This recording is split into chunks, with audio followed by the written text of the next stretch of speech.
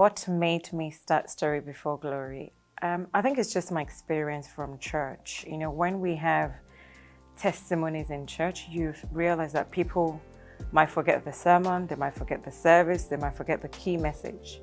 But people don't forget testimonies. There's a way that testimonies resonate with people and with whatever it is that they're going through. And I've walked the walk myself. I have testimonies in my life. I've gone through a period of waiting for children. So when you share those stories with people, you actually see how people are encouraged, you see how lives are impacted. So I think for me, that was just the main thing, and God just kept on reminding me about the power of sharing testimonies and the impact it has on other people. And that was just what, made me think, yes, there's something here, to empower and to encourage people.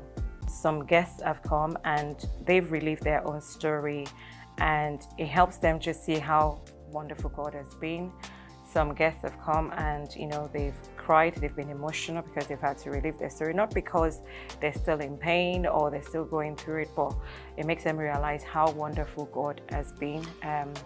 When initially I started with Story Before Glory, I thought, oh yes, to inspire other people, but I've had stories that have even, really inspired me, ways in which God has ministered to people's lives, delivered them from so many challenges that they've been through. We had a lady who came on the show and she had literally lost everything she had worked for 20 years, and how God restored her and how she didn't go mad on that. So it's been amazing stories.